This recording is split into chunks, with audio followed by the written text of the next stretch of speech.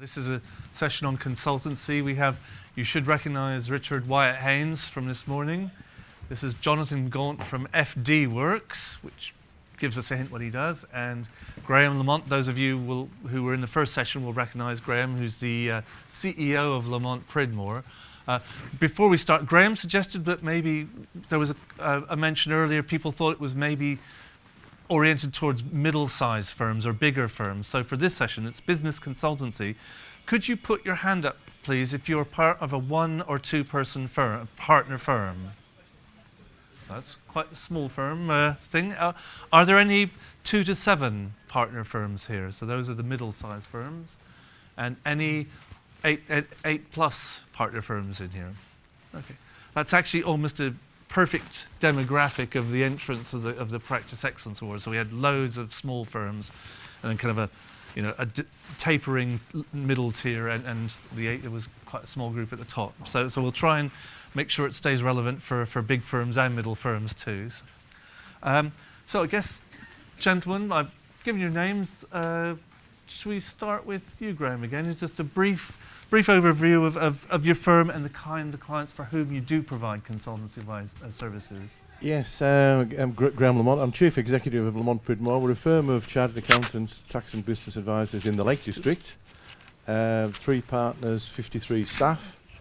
The original firm was founded in the late 1800s, but I wasn't there at the time, although sometimes it feels like that. I took it over in the late 70s with 1.5 staff, and we've grown it to 53. We've expanded the range of services, and now probably 20 to 30% of our business is what's broadly termed business advisory, consultancy, performance and profit improvement. Hey, Jonathan, tell us about it. My name is Jonathan Gaunt. I come from a slightly different background to Graham, in the sense that I'm a chartered management accountant, and until 2-3 years ago I'd always worked in industry. So I've kind of approached the whole practice consultancy from a very different perspective. We are based out of Bristol. We're a team of 6 people, young, dynamic team, and we work with ambitious, creative businesses, providing them with real support and guidance from bringing to life the numbers on a monthly, quarterly basis, and for us, the bit that we kind of tag on the end is the compliance. Are there any points from Jim's talk and your kind of energising session, any things from your field in financial services and motivation that you think will really help the people here if they are trying to become consultants themselves? Yeah, I guess I'm interesting in I hope I am anyway, of some value to you. I actually set up a consulting firm or arm within an accountancy practice, and then moved on within about 2 years for a variety of reasons. So I had the experience of setting up a consulting arm within a practice. I experienced the tensions that exist in that environment, and then moved on and created my own consulting practice that focused on strategy, leadership change, ended up writing a book on strategic alignment within organisations. So that's my sort of background that then led to some of the ongoing consulting stuff, some of the on-stage stuff that I do as well. So if that helps by way of background. In terms of motivate, I think the thing that sticks with me all the time, and I think it came out this morning, particularly in Jim's session, I work on a simple principle of 3 C's in my life: clarity, commitment, capability. The clarity about what are we trying to achieve, where are we going, what's your purpose, getting commitment from your team to actually go and enact on that, act upon it, and then making sure you've got the capability, the skills to deliver. And I think there's a really serious challenge in all those dimensions for accountancy practices entering the consulting world. And I think it picks up a lot of what Jim was talking about this morning, that sense of purpose, that being driven, being really clear about what you're trying to achieve. So, Raoul, could you tell us a little bit about who you are? And to say we missed your selling workshop. We were busy in here. So again, maybe, I guess I want you kind of through the morning to inject probably the hardest thing for a lot of people about consultancy is maybe how you do, and I think we had a question in the first session from a sole practitioner, is how you get, particularly the younger generation, to start buying these added value services. So, Raoul, surprise. Yeah, so I'm Raoul. I work for a company called Flume Training, and we specialise in helping companies adapt to the ways that people buy today, the ways that people interact with companies, and fundamentally the research we base our whole company around is that it's completely changed. The way they buy has completely changed, and it's all about achieving their goals. It's all around being able to educate them on how to do that. And something I overheard just now is all around purpose. The session that we had before for the last hour in the other room was all around understanding your why, understanding where you come from, what your belief is, and driving your business with that. So we work with companies like you guys to help you adapt to today's buyer. So hopefully I can add some value around that area. I think answering your question around actually how do you get people motivated, I think if you can get the why right, you're halfway there, because suddenly every interaction, whether it be with an existing employee, new employee, client, when you say this is why we do it and you show the genuine excitement in why you do it, you've won. Okay, Graham, some of the people in the room heard you earlier where we talked about... And they've come back, haven't they? They heard you talk about sort of developing clients for your services for your existing client base, and we talked about it in terms of extension services, and it could be wealth management, could be succession planning. Do you see a difference and is there a different approach to actually becoming a business consultant? Is there any nuances we should explore? Well, I was a sole practitioner for 10 years before we developed into what we've become. So we developed these along the way. And the challenge for, I think, everybody is finding the time to do this.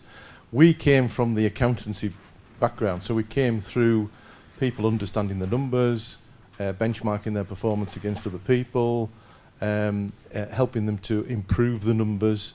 And in doing that, we were able to increase most of the client's profitability by probably 50%. So it's not a minor change in the performance of the business. It's quite a step change. Now, fair enough, there's quite a bit in that. And I think as we developed the consultancy business, we found that to do the slightly higher level stuff that my colleagues are doing here, we needed a few colleagues who could do a bit of motivation and change management and various other things. So we work with 2 or 3 different consultants now to build that. But early on, it was just explaining the figures to business people, then benchmarking those against their competition. We've just taken on a new client who's got 12 McDonald's franchises, and the internal information they've got on performance and how many minutes you fry a chip and waste is absolutely phenomenal. What the guy wanted was to benchmark himself against 4 or 5 of his competitors around the country to say they talk a good language when we go and see them, but how much money are they making? And he was astounded at the difference.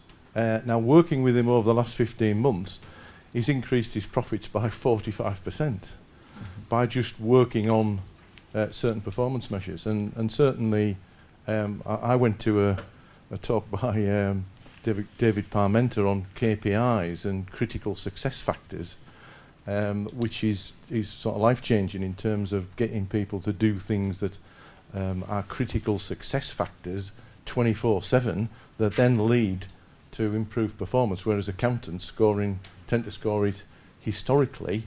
These things are the things you need to do every minute of every day with every client and every customer to make a real difference to their business. So it's those sorts of things, and it's a whole range of, certainly speaking to the smaller practitioners, it's just moving up that advisory chain from the numbers, really, in my experience.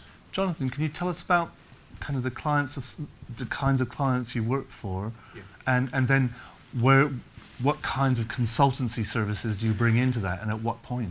Okay, so we say at the outset we want to work with ambitious businesses, because that means that we can help them to grow. So a lot of what we try and do is, what we do is we spend time really getting to know the clients, trying to understand what a lot of their aspirations are, where they want to be, what's really important to them. So for some clients, ambition's not about growing something which makes a lot of money. It might be different things, such as their ambition is, do you know, I want to work 3 days a week to this level and make this much money, but actually I need time because I want to spend time with family or doing something different. So a lot of what we try and do is understand what gets them excited, what ambition, what success looks like for them. What we then try and do is to start looking at it in terms of, well, actually, is that achievable? Or actually, is there an opportunity to do even more than what they currently do? So part of it is almost kind of painting the picture. And what we see a lot of businesses, analogy is that you wouldn't get in your car and just drive around aimlessly, but you see loads and loads of businesses that are just driving around aimlessly. So we try and kind of work out, well, where is it you're going, and what is it you really want, and then once you've got that vision, then things become an awful lot easier. So we get involved in things like business planning. We get involved in giving them meaningful information, but it's not only from a finance point of view. We're trying to look at things in terms of, okay, what are the lead indicators? So a bit around the KPIs about, actually, guys, forget about the numbers, because if you get the KPIs right, then the numbers will be delivered. And so it's a completely different shift. And for me, it's bizarre stepping into the small business world, because these are all the types of things that when I was in corporate worlds, we did all this. And it was almost, when I started working with small businesses, it was, so you don't do this. And so actually there's a real opportunity of just painting that vision and then saying, well, okay, that's how we get there. I mean, it's quite an important point just from my perspective as a technology journalist over years. You know, I used to write about the 50,000, 100,000 pound systems that they sold on the corporate level for KPIs. And it's amazing, you know, just the way everything commoditizes and come down. So now for, you know, I don't know if you use Fathom and things like that for just pounds a month, you know, perhaps tens of pounds or perhaps 100 if you get a really good one. You know, you can get these tools attached to your accounting system. I think everybody is offering them now, desktop and on the cloud. Raoul, we've been hearing about sort of the indicators of companies' success and growth, but a question that came up in the earlier session was a real challenge about how you get people to buy these services, and in particular, I guess, as the advisors, you can probably see the need. So how do you get your client to see that need and then step them through to where they're ready to engage you to actually deliver them and help them realise some value? Yeah, I think that if we look at kind of the methodology we use at Flume, it's all around helping clients step into their clients' shoes. And if you step into any client's or potential client's shoes, they have a buying journey. And if they know they need you, then that's one way of doing it. But if they don't and you've got to create that need, that's a whole different place. People, whatever client you're trying to work with, they have more pressurized jobs than before, and often there's consensus decision making involved in choosing a new person to work with. And what that means is that any new decision, any choice to go with a new provider is more risky than it's ever been before. So what that kind of means is it's easier for them to stick with the status quo, whatever they currently do. However much better or worse it is, it's easier because they're not going to get fired for staying with it. So fundamentally, there's only two reasons why someone's going to choose to move to something new, whatever that new thing is. And number one is if what you do is so much better than what they've currently got. But these days that's tough because it's difficult to differentiate. What they often hear through all this noise is you're quite similar to everyone else. The other reason, though, and this is to answer your question, is if they can see what's wrong with their current approach and what they're not achieving based on the goals they want to achieve. So if you realise that in order to get to the destination you're saying a lot of companies don't know where they're driving to, if they realise and you help them realise they could get there faster and that they're going very slowly at the moment, that's often a reason to change. So really the role of you when you're interacting with potential new clients is to help them and challenge them to see what's not working with their current approach. And going back to what you were saying, it's absolutely setting out where are you looking to get to, how are you doing it at the moment, and what's stopping you being there now. Because if you can get them talking about their challenges and issues with their current approach, that's where you fill the gap. But that increases urgency. You can talk about the implications of that for them, and it grows a need. If you think about selling full stop, you have a solution, which is your company. You have a need, which is we need better advice, we need whatever that might be. But actually, where does any need come from? It comes from something being wrong. You're not going to need better advice unless you're getting bad advice, right? So really your role in any client interaction is to help them see what they need to achieve and teach them, and this is the most important word that we're talking about next door the whole time, teach them and educate them the mistakes they're making and the opportunities they could be taking. Because as a company, you are speaking to people like them every single day. As a person, they are in their silo, in their business, and they don't know what they're doing right or wrong. So your job is to teach them the mistakes and the opportunities, and that leads them to your differentiation. I think what's really key on that, though, is you need to listen. So for me, the key thing is you can't go in there and just say, blah, blah, blah, blah, standard solution. It's almost a case of you've got to take the time just to sit there and listen. And I think that we've recruited a couple of people from traditional practices, and they're kind of shocked that we sit down, have a coffee, we chat, we get to know them, and they're kind of like, well, who's paying for this? And it's kind of like, it's our investment. That's a really, I just want to bring in Richard there, because it's quite a Richard point. Raoul's kind of got us to the point where maybe you've got the client to see their problems and things. And you know, I'm thinking next step, you know, okay, you've kind of shown them the thing. Now you're getting down to actually selling them. And I'm interested from your expertise, Richard. A lot of the people here are accountants, are all accountants, I hope. You know, they have analytical skills, technical accountancy skills, and they know how to run a firm.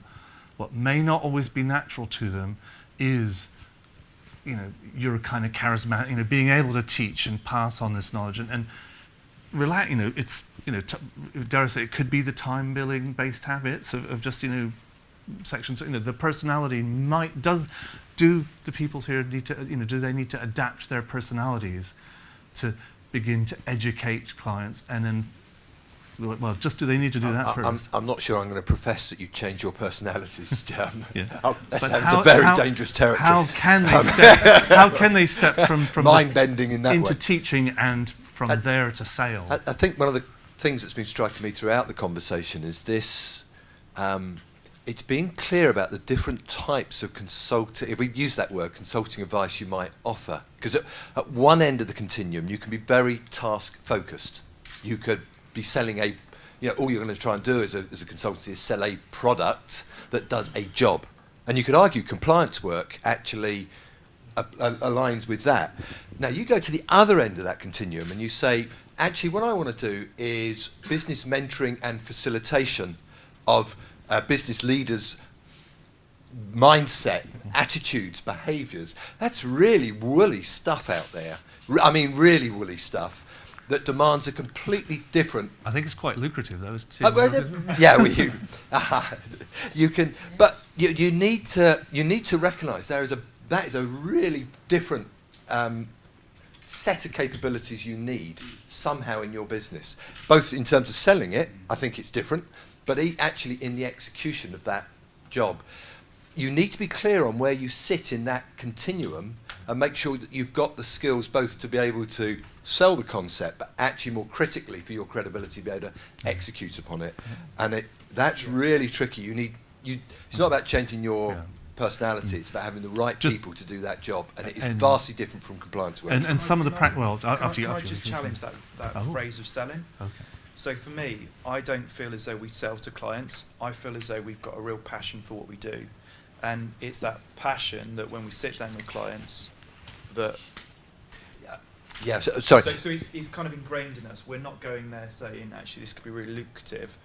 We care. We do something that we feel very passionate about. That passionate comes across.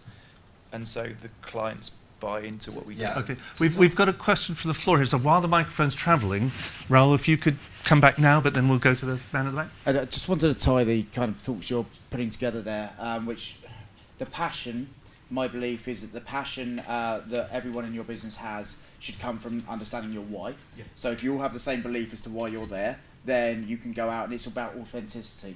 Yeah. There's tons of research, some great books out there, Challenger Sale, Insight Selling, both brilliant books, research-based. And one stat that's really interesting is why people choose you over someone else. I mentioned this in the other room. Option 1 is price, option 2 is because you have a better product, option 3 is because you've got a better brand, but option 4 is the client interaction and sales experience. In terms of what's most important, only 9% of why they're going to choose you is price, 19% is down to your product differentiation, 19% is down to brand, 53% is the client interaction. That's what they're going to choose. And how do you, the charismatic side of things, it's not about charisma and rapport anymore, it's about intelligence, and it's about genuinely believing that your role is to help your client get better results. Whether you have an absolutely extrovert character or whether you are someone who actually are more introvert, you know, it doesn't matter. If your belief is that your role is to help your clients get better results and you push that in everything you do, I would challenge the fact that personality doesn't matter that much. People need to believe that you care about what they care about. Okay, could I get you to stand up so we can... Okay, go. My problem with what you're saying is the fact that you're assuming that quite a lot of clients don't know what they're doing. And that isn't the case. Most clients know what they're doing. That's why they're in business. Now, if someone tries to sell you for something like that, you would know instinctively, you know your own business, you know what you're doing. Why would you buy something like that? So, well, I guess, Graham, I was going to come to you and ask sort of how you sold your services. This might be quite a pointed way of putting it. Well, in a previous life, I used to go around coaching firms of accountants to do added value services. So I think the challenge is there's only about 15 to 20% of our natural client base are these aspirational businesses who don't know what they're doing. But to put it, to turn it on its side, we had one of those clients, very successful businessman. We would not think of being able to sell any of these services to him until foot and mouth hit Cumbria, and financially he struggled to know what to do. So suddenly overnight we entered into a much more consulting, supporting, nurturing role in understanding the marketplace, what to do, how to recover.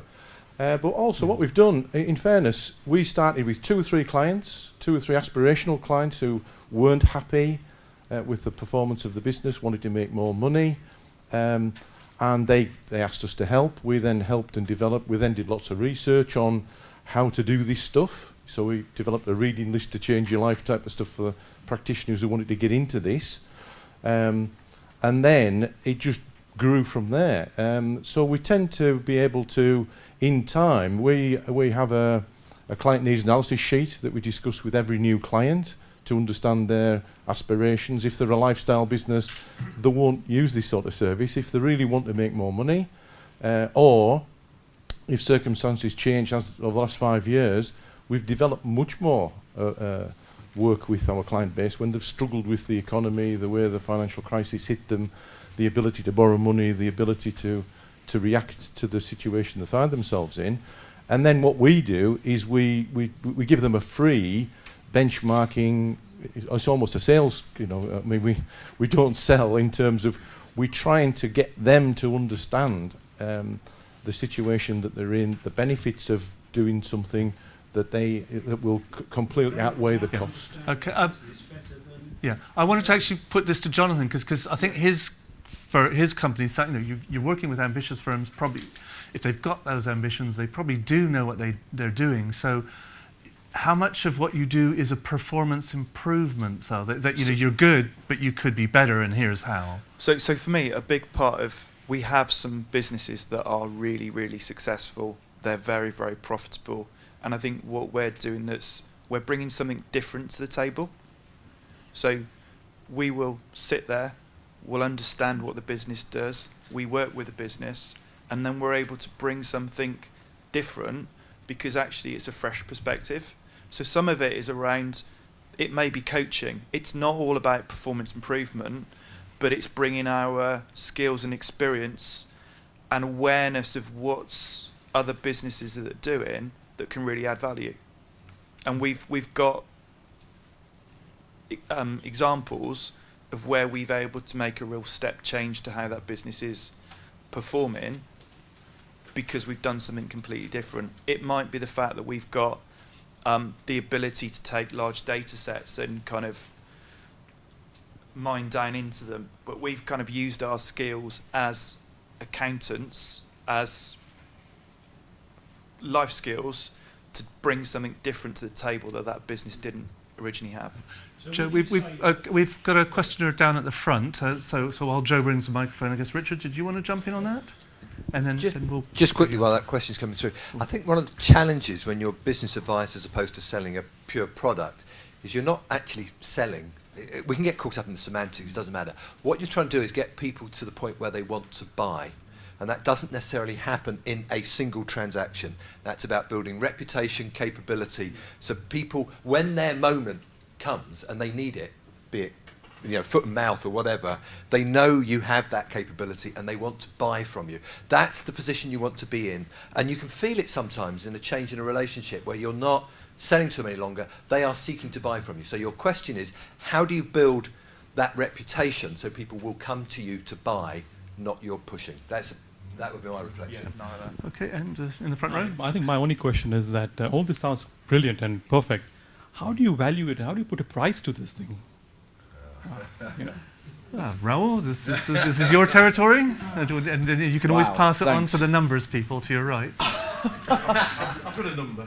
I don't know if I've got the answer for this, because we, as a business, we've been around for 5 years, and we built our consultancy up out of people that we knew at first, and it then grew through reputation. So our price points completely and quite dramatically changed over 4 years based on the results that we've achieved. But fundamentally, that's what we've had to prove, is the results, and every single conversation had to be focused around the results. And to go back to a point over here, our job to raise our price point was to learn and share ourselves. So what I mean by that is every interaction we had with a client where we're focused on getting results, the mistakes we made, the mistakes they made, the right stuff we did, the right stuff they did, we share that with more and more people, and we start to be seen as educators. We're seen as people who are helping the industry move forward, and we never I suppose, proud enough to say that we know everything, because I don't know everything, and everything's always changing. Clients are always changing, and if you can get that sort of perception where you're working with the client, collaborating with them to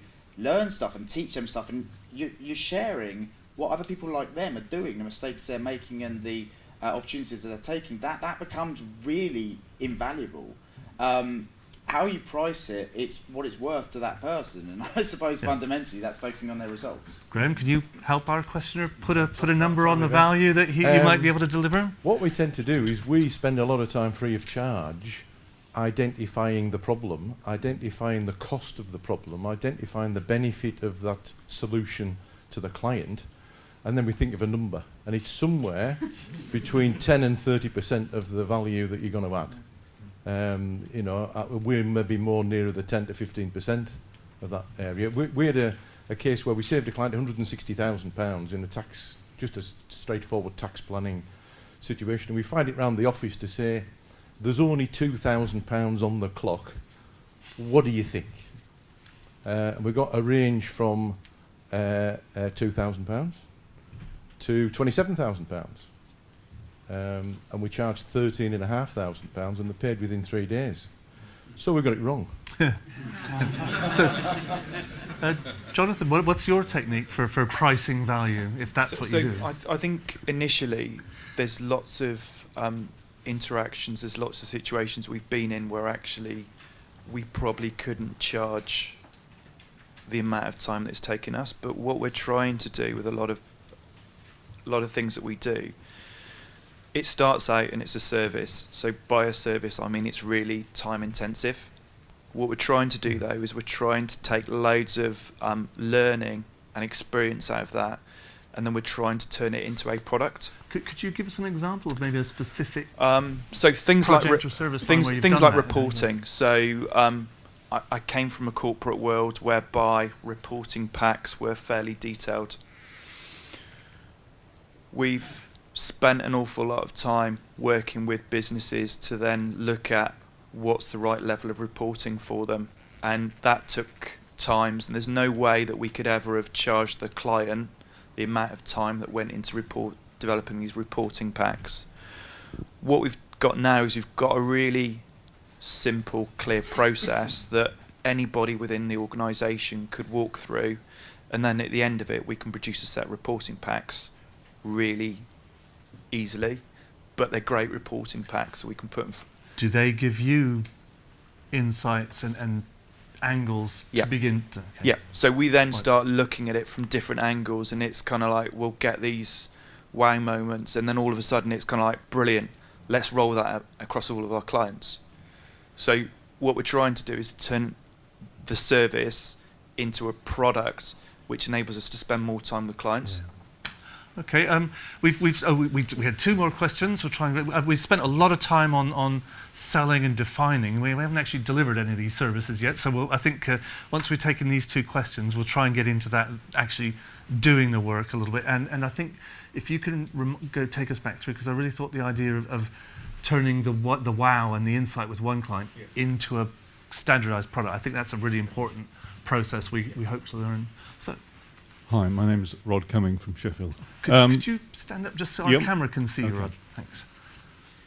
About 35 years ago, I had what I thought was a really good idea, being a consultant to small businesses, basically giving advice to small businesses.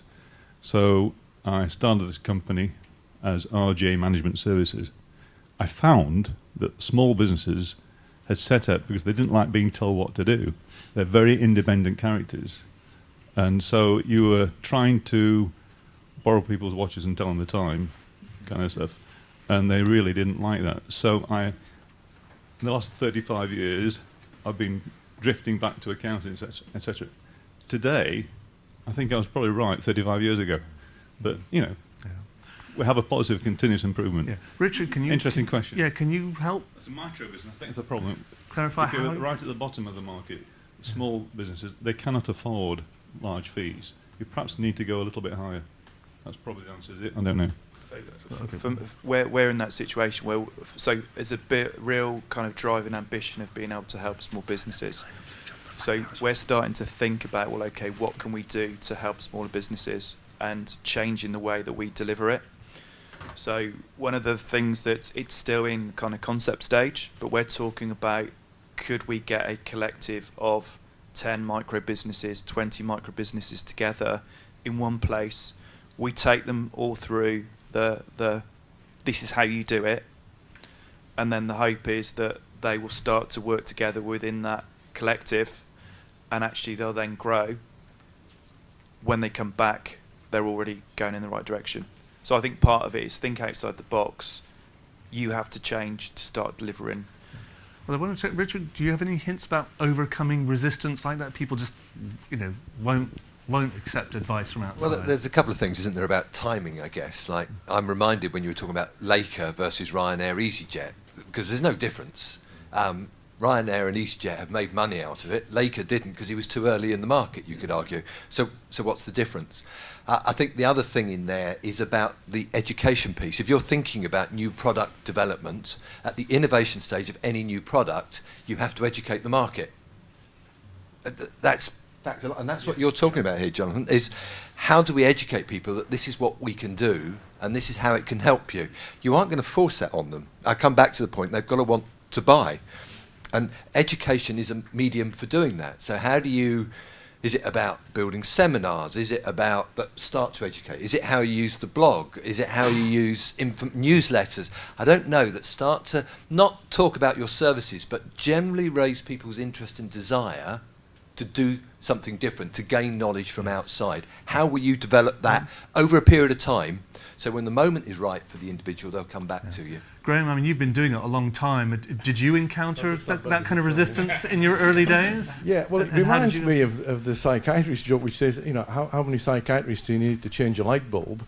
Just the one, but the light bulb really wants to change. So that's the trouble you've got in terms of we only think it's 15% of the client base. So the great thing about the profession is all the clients are there. You don't need to go and find them.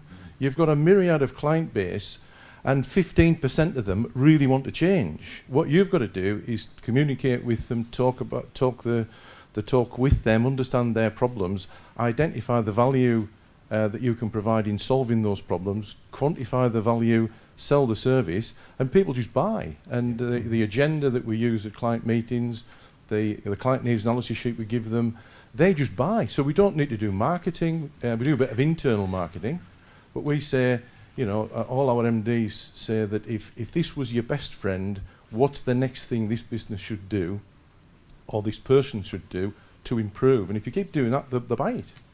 Okay. We're going to take it a stage further as well, and almost do a customer charter, which almost sort of says, actually, if you want to work with us and we want to work with you, these are the things you've got to kind of do. And so some of it is almost, that would be actions. So if we continue to have the same conversation and you're not listening, well, for us, it's probably not, you're not the right client for us. And we are open to letting clients go if we don't feel that they're right for us. And exactly the same, a new client comes to us, if they're not the right client for us, we'll signpost them to where they should be going. Okay, we've got a question over there in the gentleman in the blue jumper. Sorry if it took so Hi, long to everyone. get back to you. Just going back to the question of value you put on your services, on the gentleman in front. I would say that for any successful business, you are as successful as how much value you bring to the marketplace. And going from this point, if you provide more value, so your business is more successful. And in terms of putting a price on that, if we say that we save a customer £10,000, we actually, the way we calculate is just give them 10 times more value than the fee they pay to us. So if we save a client £10,000, we charge £1,000, and he's more than happy to pay that, every day of the week. And I think this is, I've been using this formula for a long time now, and it works perfectly. So in every business, everyone should calculate this value, and if you see that you just have to give more value than other business, and probably you will be successful. You don't lack clients. And what's interesting there is it builds a internal mindset, internal culture, frame of reference that all your decisions can focus on. Like, how do we do that more often to greater effect? That's got to be healthy for the business. Yeah, so that's a mathematical little formula I use. So I find it very good.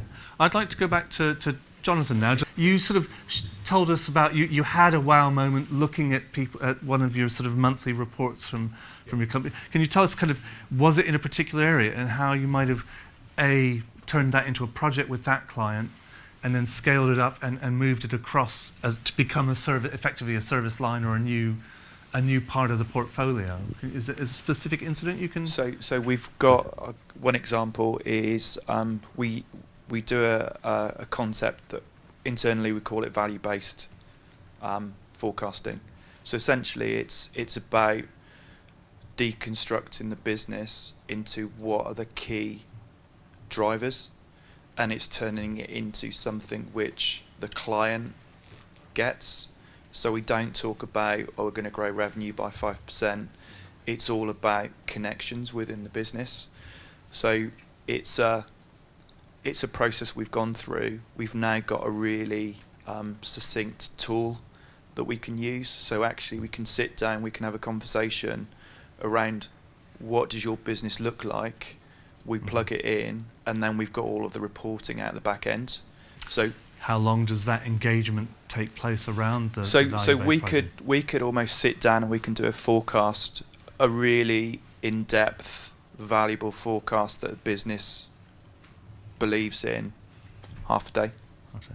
And just as a one-off, or do you come back and refresh? So we then use that as part of the monthly or quarterly cycle. And now again, does that a certain percentage goes on top of their monthly fee? You know, do you add that to the? No. So what we've done is we've worked with some of our higher value, more complex clients.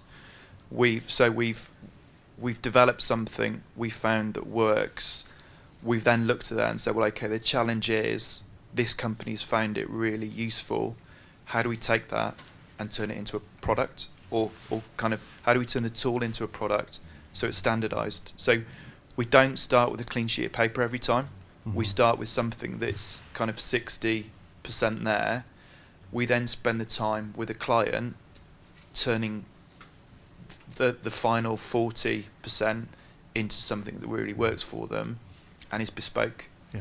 I'm quite interested, how many of you, that I think what you were doing, the value-based costing, is kind of a classic management accounting sort of discipline you learn, during your training period. How many of you have got those skills? I've got 2 or 3 nods. Well, just curious. I didn't see a huge forest of hands shoot up there, but just to make an internal point, consulting is a lot more wasteful than accountancy. It really is. And what you're trying to do is overcome that wastefulness. Because what you do is you create stock all the time, a new approach, a new way of doing something, a new solution to this client's problem. Because you want to get closer to them, you want to be more bespoke.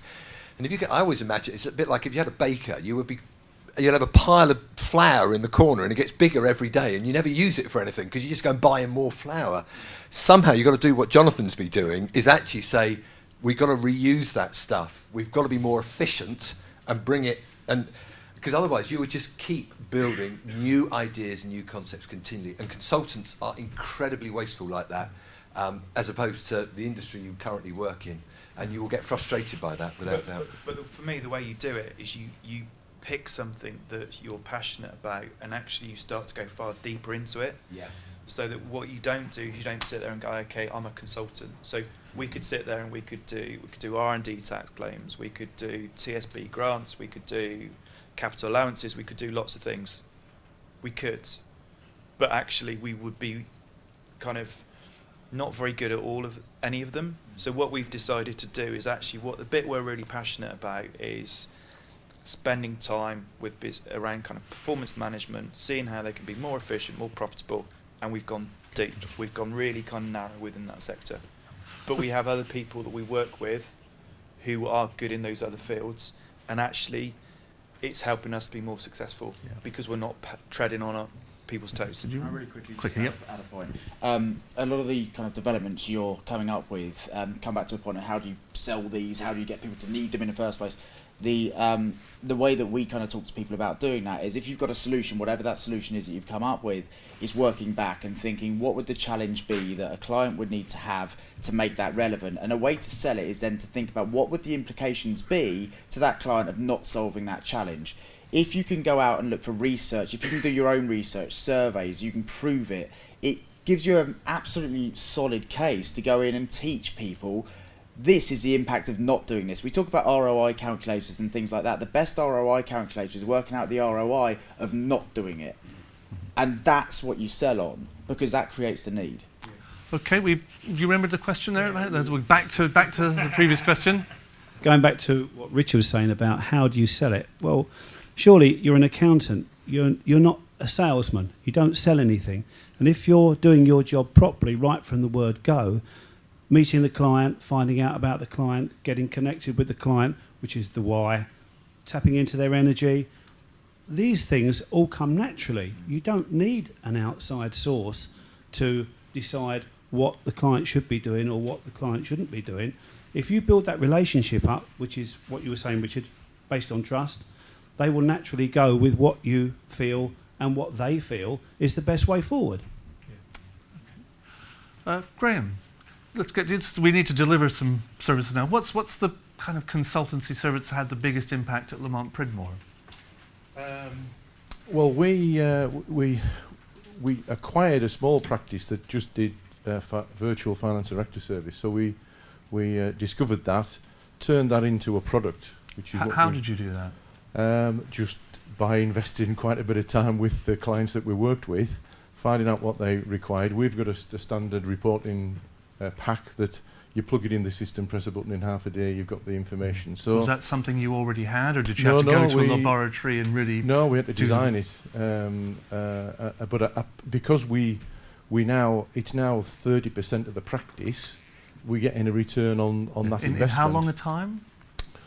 Probably 5 years in terms of starting with a very small practice, discovering that, developing the product. We did some research that the DTI brought out, which is what makes a winning company in terms of the sets of skills, We then turn that into what we call a winning company program, which is a checklist and a questionnaire. Some of which is what are the barriers to your performance, what are the personal barriers, and they tell you, the questionnaire tells you what the concerns of the client is, and it's as you say, if you know the client, it's very easy to provide the solution. And how do you actually support, how many clients do you have in that service line now? Well, we've got close to probably 400,000 in fees. In terms of clients, maybe 50. And how do you actually deliver that on a month-by-month basis? Because again, 50 reporting packs is 50 more than your average financial or FD. Well, we've trained. What we've done is there's a partner who's developing that, but within that structure, there's 2 accountants who have been specially trained to deliver that service on a monthly or quarterly basis.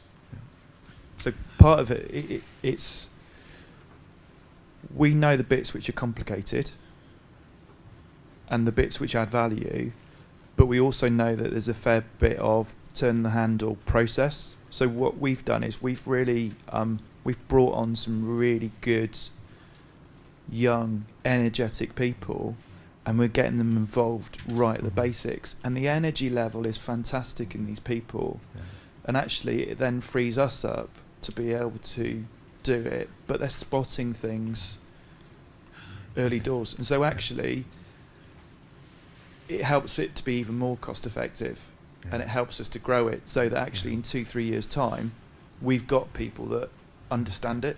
Yep. I was really hoping that we could cover, I think it was kind of 2 or 3 minutes, cover what the characteristics of a good consultant and how you manage them as well. That might be another. I'm afraid we don't have time for that. Do you want a very quick question? You put your hand up and you need to stand up and borrow your mic. Here you go. Perhaps just to follow on the previous speaker, I think the accounting profession is changing. And what would you see the ROI of not developing a business consultancy arm in your practice? Because I think there's 2 different views here, and we have, our practitioners in South Africa are always against, going down this new avenue of business consultancy. So the costs of not making the change, do you start down at your end, Richard, or was you 2 down at the end who kind of talked about that approach to it? For me, I think it's a bigger issue of what do you want to achieve as a business. You've got to be clear. It is so demanding, it is so challenging making the shift. There's a cultural shift, there's a skill shift, there's a whole, the impact on the rest of the business is massive. So you've got to be clear that if you're going to make that leap, you know why you're doing it, what you expect out of it, and you can go out there and execute it. That's for me. I'm not sure about the ROI of not doing it.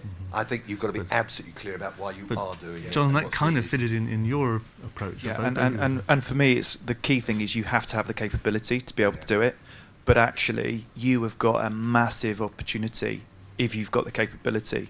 Because we started. So when I left, I had 0 clients. I had to go out and find them. I had to go out and build the clients, build that trust. I guess for the average practice, you might have 100, 200 people that you've already got a trusted relationship with, that you straight away, you can work out what it is, you can build that capability, and then you can go out there and you can get them to buy into you, what you do. So it's a massive opportunity. But at the earlier session, Graham told his top tip for people wanting just to go added value direction generally, and was to lose your worst 25 clients, and he sent them along to a rival, or he encouraged them to go to a rival. So Graham, you've got the business model that you've developed about failing to make that change, but you could probably compare yourself. You go back 5, 10, 15 years, is that rival practice the one that can you measure yourself against them and maybe see the impact on the local, in your industry locally on not making the change? Yeah, I think the challenge for the profession, and we talked about it in the earlier session, is that the basic accounting functions and the basic compliance functions that we've got are becoming more and more price sensitive. They're being challenged by technology. I heard a recent talk from an American speaker, Chris Fredrickson, saying there's now firms in America that are giving away the tax return and giving away the accounts preparation as part of a bigger financial package. And certainly if Xero, Crunch, various companies who are attacking our bottom end compliance work, if we don't move into a slightly higher added value area, certainly now we're 60% into added value, only 40% of our business is what you call compliance work. We're finding that the added value stuff, the business consultancy, is 50% more profitable than accountancy in terms of the bottom line. So I think it is about survival in the longer term. I think in 10, 15 years' time, Sage didn't quite make it, but if Xero partners with us, it won't be long before somebody cracks filing tax returns, filing company accounts, filing your personal tax return without even consulting an accountant. And certainly Generation Y, the millennials, those before 1981 will do that. It's all, there's now firms in America where everything's on the iPhone, you scan everything, they prepare your purchase ledger, sales ledger, send you a set of accounts 24/7, you approve payments. Nobody touches an accountant. Raoul, can you, your research tell us anything about the sort of loss on investment formula for maybe firms that don't adapt? I don't know about a formula, but it is very, very apparent that there's so much noise for anyone looking for an accountant, and that noise all seems very, very similar. I know people, and I told a story in there of a chap called Derek who's been looking for one, and fundamentally Derek's seeing the same stuff from everyone. This is what we do and this is how we do it, but there's no why behind it, and Derek knows he needs those things because his accountant keeps telling him, but actually it's not what he cares about. And I think that's the point, is that we've got to tap into what Derek, your client, whoever that person is, cares about. And what they care about is improving their business and growing their business, and he can do that stuff himself. There's so many ways to do it now, and you start looking the same as everyone else, and that comes to price comparisons, and that comes to a really tough place for a business. If you're not tapping into what they care about and adding value to them, then I can see what you've just said happening. Yeah, well, I mean, I've got an example of last week. We pitched for a job. It's from Baker Tilly, so we were cheaper, but we were pitching against a local firm. We went and sold the services, the range, our philosophy, our values, how we operate, and they agreed to pay £8,500 more than the alternative local provider. So it's not about pricing certain situations where you can sell the value of your services. And the guy who I spoke to, another practitioner who he went to pitch a few years ago, thought this particular client was quite mean in terms of what he was prepared to pay. He said to us at the meeting, we would like to use you, but you're £8,500 dearer than the opposition. And my son, who's a bit more aggressive than me, just said, yeah, well, that's our fee. And they said, well, well, where do we sign? Because you're going to provide much more value. It's not about price. I think there's also an interesting thing as well in terms of, so you've got two choices of strategy. You either go with cost or you differentiate. You have to pick one or the other. You can't survive on both. But actually, when you get away from the pricing point, people treat you very, very differently. So we have one client who's a architect. He's brilliant at what he does. He's cheaper than others, and he was almost being treated differently because he was cheap. And one client was really, really kind of frustrating him. So it didn't matter whether he lost him or not. He went out and he doubled the price. That client accepted it and then treated him as though he was an expert. Yeah. So again, sometimes you just need to get away from this price. Yeah. Look, I'd like to get away from price because it seems to have been one of the more dominated everything. We got a few extra minutes session, so we are just about to round up. Are there anyone last questions for the panel from the floor? The gentleman. And could you start? I think I represent a typical firm of accountants who have spent a lot of time growing through compliance. I believe in the value added side, and I believe that in certain areas I have those skills. I think the culture of value added should come from the whole firm. And my question is for those of members of the team who have been constantly doing analytical work, accounts, balance sheets, how would you start the process? I mean, it's important because I do believe that the whole team should buy into it. I mean, there are going to be some team members who all they ever want to do is balance sheet, but there are consultants out there crying, dying to get out of the normal accountant, and I want to start that process, but I'm not really sure how to go about it. That was basically my last question, so put it to you. As I say, I think everybody in this room is probably here because they want to make that step. They want to learn how to do it. So Richard, maybe starting with you and working down here, what's the first step you'd suggest? I'm going to come back to where I opened with 3 C's: clarity, commitment, capability. Be really clear about what you're trying to achieve. Create a compelling story around that. Not in a hype sense, but actually something you passionately believe in and you want to make happen. And then you can start working to win the commitment of those people that want to join in and participate. And then from there, build their skills and capabilities to deliver on it. I'll echo what I said before. For me, it's very, very similar, and it's find the why. So find why you want to do it, find the clients who've got a similar why, and then it's kind of relatively straightforward. And in terms of some of the people that you've got working for you or the people you attract,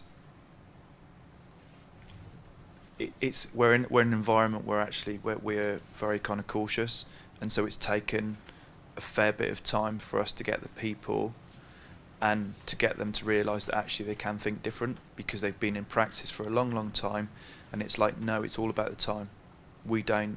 It's not about the time. It's about finding the why and pushing people, leading them. Right. I think you start off with the passion. If you've got a partner or a cluster of people who are passionate about this service, you just work together to develop that next stage of approach. Because in a partnership situation, I mean, look, when I was a sole practitioner, we just used to do things. When you've got more than 2 or 3 partners, it's much more difficult to win hearts and minds at a very early stage. So I think you just do it. You just get a couple of guys together, a couple of girls together, whatever it is. You need people with a certain personality, experience, the ability to do this analytical work and understand patterns, because there's certainly we have certain people in our audit department, certain people in our tax department I wouldn't let loose on this. But once you've got the right people, and it's just a little group, you don't need to win the whole practice, and you just work with clients, you get success stories. We capture case studies. We do 50 case studies a year where we capture them as the work we do, the improvements we make. We share that with the team, and the team slowly get the message. And that's the way we've done it before. Okay, Raoul, maybe if you could wind it up for us. Just I suppose come back to some of those points. I'll be keen to kind of give you a way of working out what your why is, because I think we've been talking about it a hell of a lot, but it's not that easy to come up with. The exercises we often go through with companies is we get everyone in the company together and we say, right, let's work out what your what is. That's really easy. Everyone knows what they do. Let's work out the processes you do, the how. We then ask, why do you do it like that? And you get blank faces everywhere. What you then do is you turn it back to front and you say, right, from a client's point of view, and if we were to recreate this company, what should our why be? That isn't something you'll get in 5 minutes, but you can work towards a why that the client cares about and that your business can be formed around. The question then is, what should our how be? How should we work? And then you can work out actually a hell of a lot of other ways you can diversify into as well with the what. The point I'm making here is if you've got people in your business who don't want to move from focusing on the what, then A, they might not be the right people, but fundamentally you've got to get them to see the challenges they've got of just focusing on the what. And really, to do that, you need to focus on what's the what, what's the how, and the why to get them to see they don't know. Does that make sense? So it's kind of getting everyone to buy into the fact that it isn't done for the right reasons necessarily, and then getting them to build it back out so there's ownership. You've just had a 2-minute potted history of the Simon Sinek's Golden Circle. There's entire TED Talks and books about all this stuff. I'd like to thank all of our panelists again, Richard Wyatt Haynes, Jonathan Gaunt, Graham Lamont and Raoul Monk.